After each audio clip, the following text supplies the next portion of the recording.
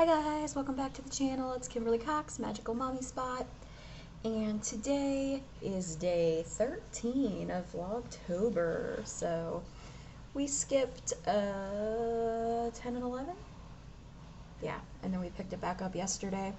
So and I think I just want to start out by saying that that is probably going to be kind of a habit, not a habit, but like kind of the way it's going to go.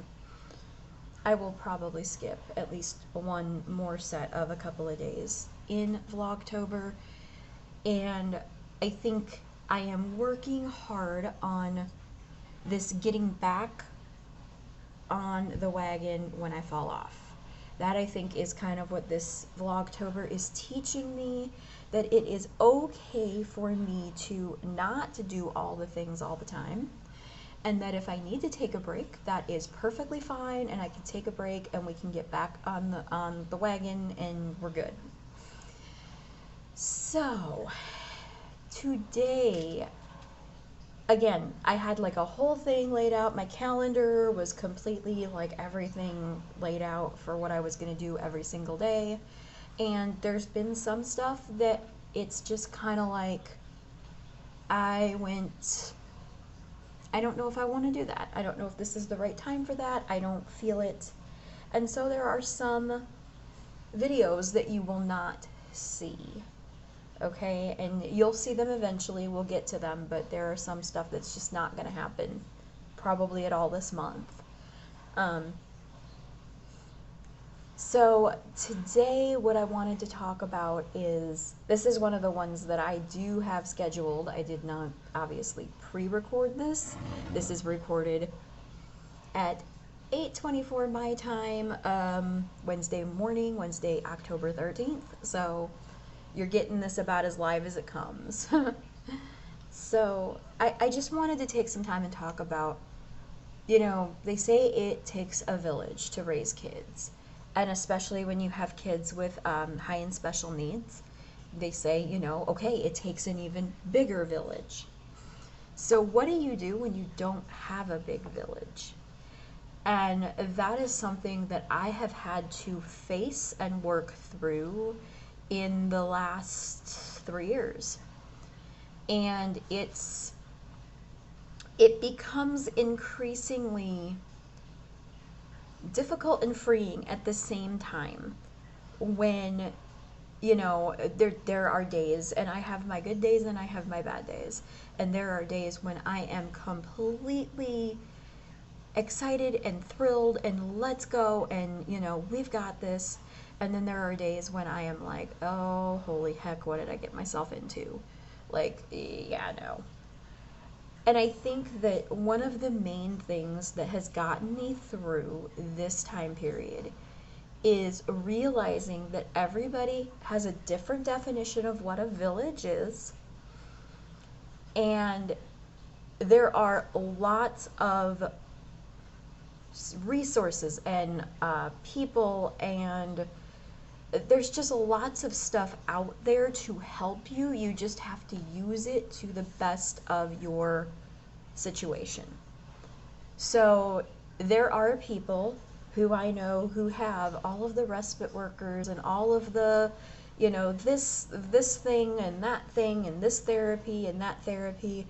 And when my oldest was little and we still didn't have the autism diagnosis, I used to just like literally sit and drool over all of the therapy opportunities and all of the things that we could get her in that would help her. And I used to be like, oh, as soon as we get the autism diagnosis, like, we're just like going all the way in and we're going to do everything that we can do. And we got the autism diagnosis, and it was about 6 months later that our life completely changed, and we ended up moving, and I lost my husband, and a lot of stuff happened.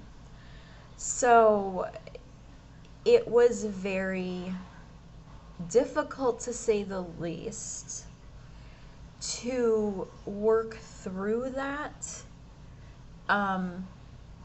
because you have this like track, okay?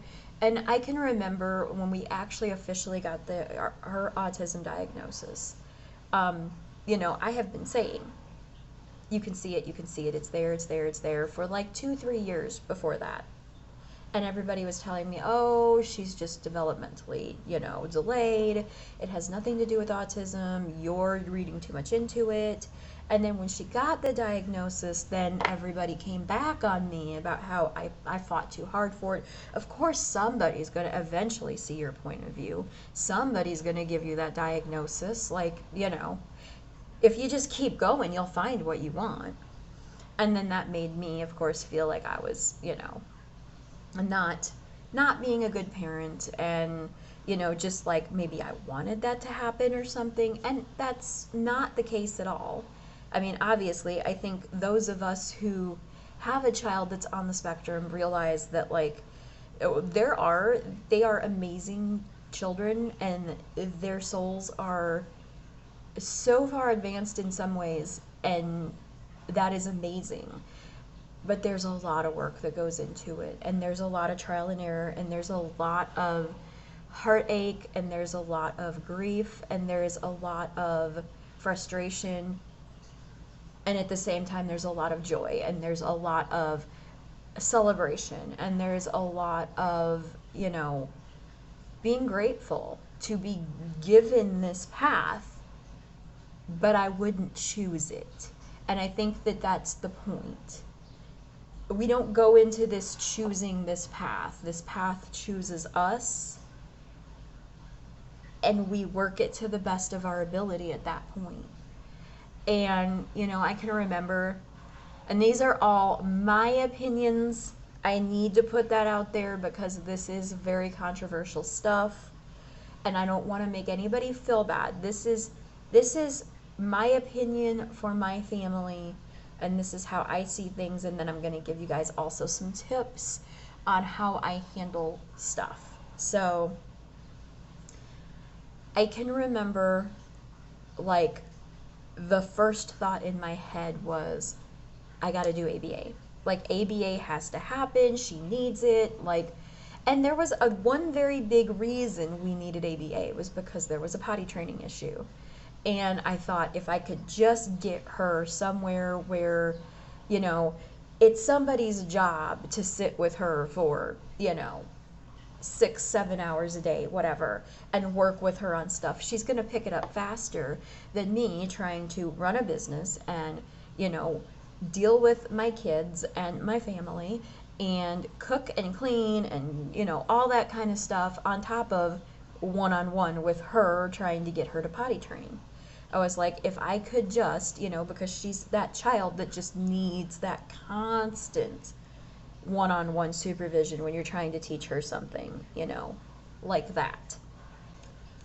And, or at least at that time she was. She has since kind of gone out of that. But as soon as she finally caught onto it on her own, I was like, alrighty then. Like, I don't know that we need it anymore, because the more I looked into it, the more I realized it was it helps them learn social norms. It helps them learn how to do things that they're going to need to know. But it does it in a way that says this is the only way, pretty much. And repetition and all that kind of stuff. And it's not a bad thing. You know, it's not.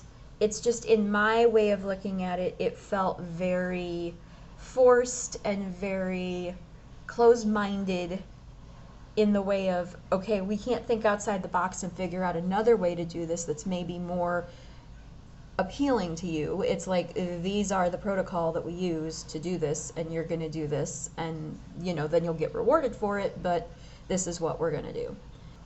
And so if you guys want me to do one, if you guys have, you know, and I'm not saying, obviously ABA is really geared more towards younger kids anyway, and she was getting into that kindergarten, first grade. She was actually first grade age when she started public kindergarten. We did online public school for kindergarten first, and she went through kindergarten twice. So when she actually started public kindergarten, she would have been in first grade technically. And I think that that has a lot to do with it too, because when you're young, the kids are younger, they tend to, there's more basic stuff that you feel like you need them to work on. And then as they get older, you know, there is more leeway for working through things. And I'm not saying that every ABA place is like by the book and this is how we do it and this is protocol. I'm sure there are lots of ABA people who will, you know, work with how the child works and, you know, kind of tailor things. And they do tailor things, like, you know, your rewards are tailored and stuff like that. But it's, you know, there's like a set protocol of things, and I think sometimes our kids just need it to go the way that they need it to go. And just because society says it has to be this way, like, society isn't always right. So my opinion, again, don't hate on me for it, just that's how I saw things happening with my child. And as we, you know, as she got older and then we got into that place where we were no longer where we were before, and we moved and we had different things, and I had less help. I didn't have people coming into my house anymore. I didn't have the therapies lined up that I did before. And so I wasn't getting a break like I used to. It used to be that I could bring my phone to the therapy place and I could sit and play a game on my phone and talk to people and just catch a deep breath and a break. And I knew that my kids were where they needed to be, with people that they needed to be with, that they were getting help that they needed.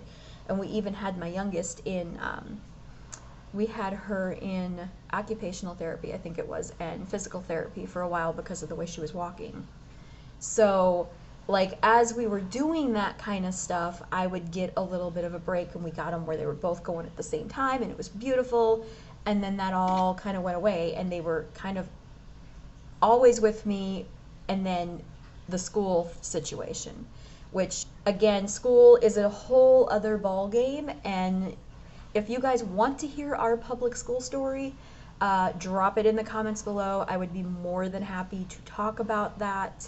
I just want to make sure it's something you guys want to hear.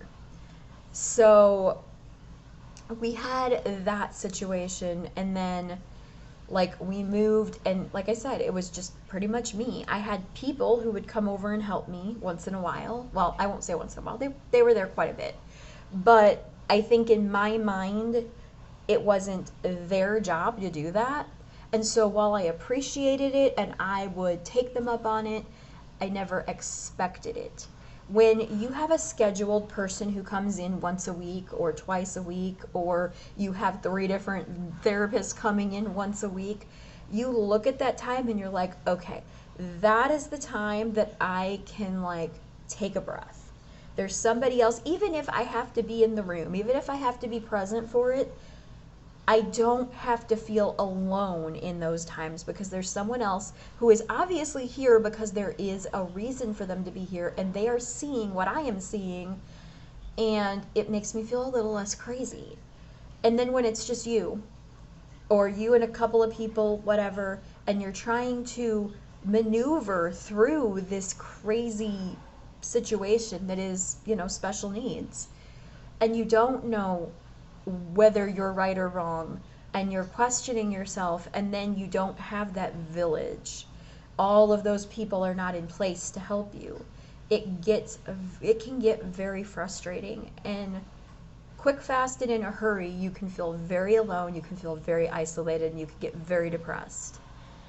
So that's kind of the backstory. So how did I do it? How did I get through this point? Okay.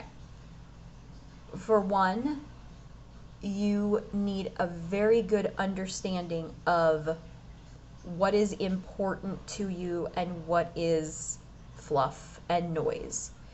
Because I'm going to tell you right now, in the special needs world, everybody thinks you need every therapy and every supplement and every protocol and every whatever. And the more you talk to people, the more they're going to fill your head with you need, you need, you need. There's a point in time when you need to stop, take a breath, and really go through what is important. What are the things in my life that our family's values align with, what is important, and what can just be what it is for right now. There was a long time when, that whole idea of picking and choosing your battles was a little bit, I don't pick and choose my battles. Like, I win all my battles, and I'm not going to let my kids win, and then you get to a point where you just get tired, because especially when you're doing it mainly on your own, you get tired, you get frustrated. A lot of times you get discouraged because things aren't happening as fast or in the way that you want them to happen. So you need to kind of put the oxygen mask on yourself, if you will, first, and really think about what is important and what is not. Clearly define that. Now, that is something that I did not do from the beginning. I didn't clearly define it. I defined it, and then we kind of a little bit clearly define it. Like, make it a definitive, this is what is important, this is what I can let go. Because once you finally do that, because I have finally done that, and once you finally do that, you'll get this sense of like, okay, when these people come at me with this, there's a reason why I don't do that, because it's not going to work for my family for these reasons. And sometimes it has nothing to do with the child who needs it. Sometimes it has everything to do with everyone else in the household, or with yourself, or with, whatever, your other children.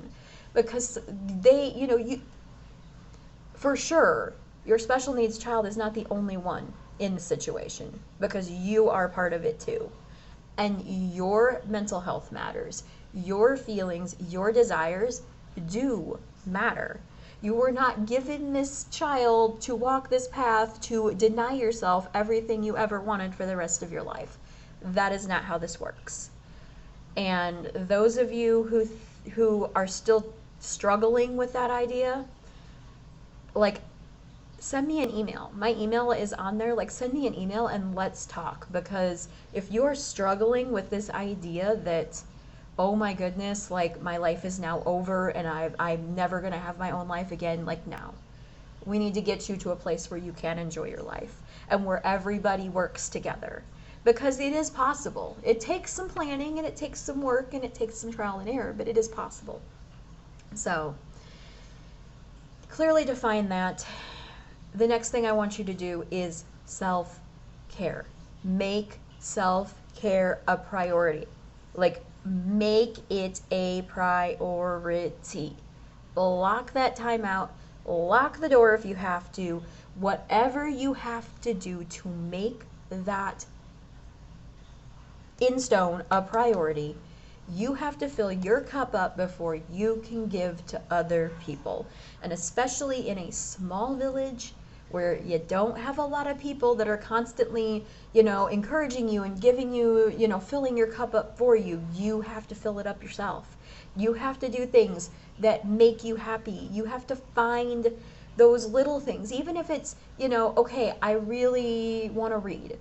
So you set in your mind that you're going to read 10 minutes a day, and then once 10 minutes seems manageable, then maybe you make it 15, and then once 15 is manageable, maybe you up it to 20 or 25, and you find that time. It doesn't have to be all 25 minutes at one time.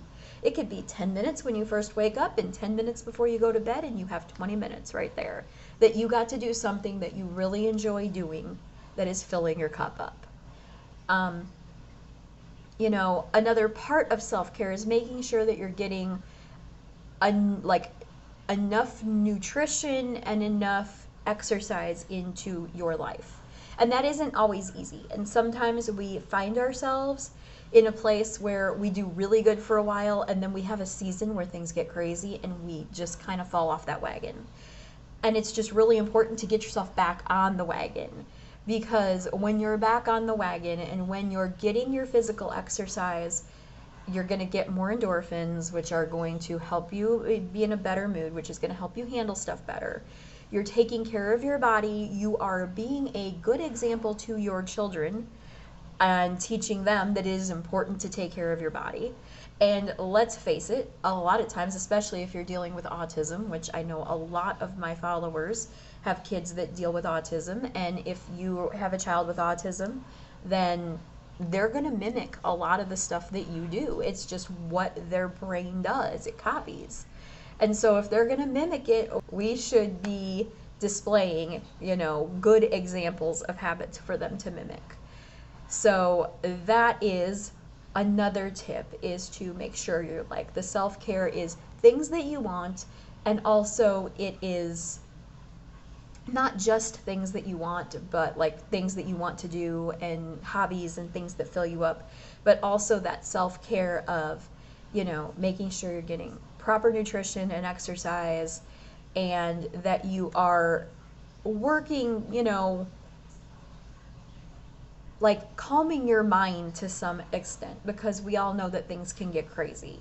And if your brain is like all over the place, you're going to be a lot more likely to react versus respond when things happen.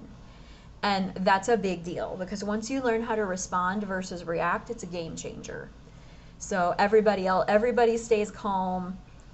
And, and I, in my own personal life, like, I can tell the difference. If I am in a mood and I am reacting versus responding, everybody else in the house is like on edge and high strung, and we have lots of meltdowns and fights and whatever. But when I am calm and I've had my morning coffee and I've had my morning time and I've, meditated, and all of the things are in line, and I'm responding versus reacting, we have a lot better of a situation going on. So that is my second, is self-care. So the number one was clearly define what is important and what is not. And then self-care. My third tip for you is going to be to get plugged into some type of an online support system. Okay, be that like a group chat in like Facebook Messenger or something like that, or a group in Facebook, something where when it's 2 o'clock in the morning and your mind is racing and you have 90,000 things going through it, you can sit down and you can type out a post, and somebody is going to be there to say, it's okay, we've been through it, let me help you. That is really the coolest thing about technology these days. Just knowing that we have that ability to do that, and giving it like some days I don't have people I can go to. I don't have someone who can come over and give me a break. But if I'm having trouble with something and I'm going to feel better. It may not fix the situation, but I'm going to feel better if, one, I know I'm not alone in it, and two, there's some people who have had some kind of success with some kind of a thing, and they're going to say, hey, look, this is what worked for us. This is how we got through this. Try these steps and see if it helps. And then they're going to wait on the other, not like literally wait on the other end, but you're going to be able to go back to them and say, okay, either this worked or it didn't work. And if it didn't work, then maybe they can help you troubleshoot and figure out how to go forward and, do that. How to work, make what their suggestion was work, or find another suggestion that might work. And I think that's what I love about like threads online, is that like I can type something and I can get, 2 or 3 or 4 different, really good, solid choices to go through, and just like opportunities to, work this thing out. Suggestions. That's the word I was looking for. And I can go and I can work through them one at a time. And as they're working or not working, I can search back in the search bar for my post, and I can update people on what worked and what didn't work. And when I update it, it's going to put it back up to the top, so more people are going to see it. And as more people are seeing it, they're going to either put their spin on it, or, okay, if this didn't work, try it this way. And you're going to have that really big group of a lot of suggestions and a lot of help a lot of them, you have to be careful because people are still people, and sometimes people are polarizing and they only like their situations, or they only think what they do, like the whole ABA or no ABA situation. You do have people who will jump on that, but by and large, most of the groups are very well ran. They don't allow the kind of like polarization talk in the groups.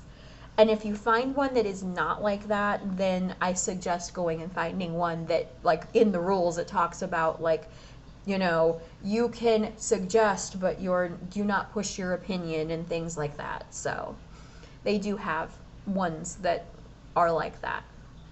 So that is my third tip, is to find an online community, because that's going to be your 2 o'clock in the morning savior. That's going to be your, all of my family are out doing something that I can't do because I can't bring my child with, and now I feel alone, and yeah. The last tip that I am going to give you is and I think I give this on every single video I do about anything, because it's just the bottom line to things. Give yourself grace. Some days are going to be rough, and some days you are going to be in tears because things did not turn out the way you wanted them to. It just is what it is.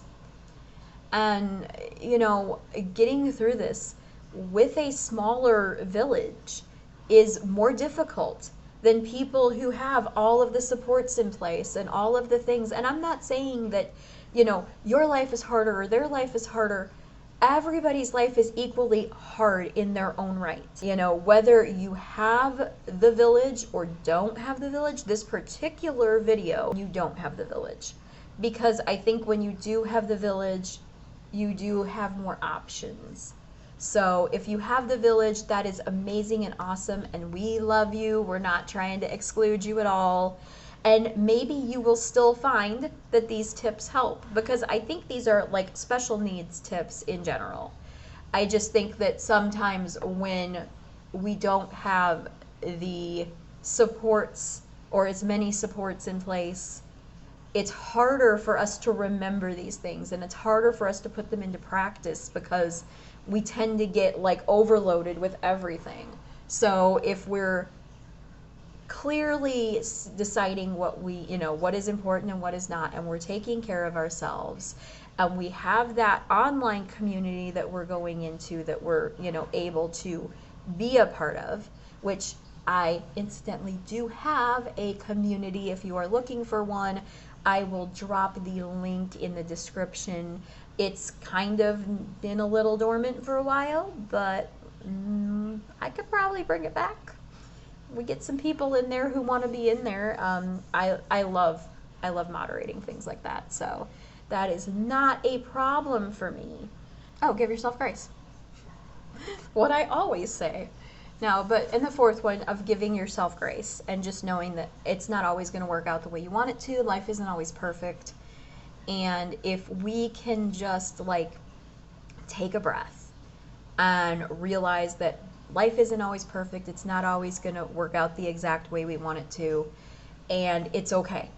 We will be okay. We will make it through this. Tomorrow's a new day. Start over again. All that. So these are some of my tips for when you have a small village, when you don't have the big village. I would love to hear what your tips are. Drop those in the comments below. If you guys found this valuable, smash that like button and subscribe if you have not already. If you love this content and you would like to never miss another episode, hit that bell notification button, and I will talk to you guys later. Bye!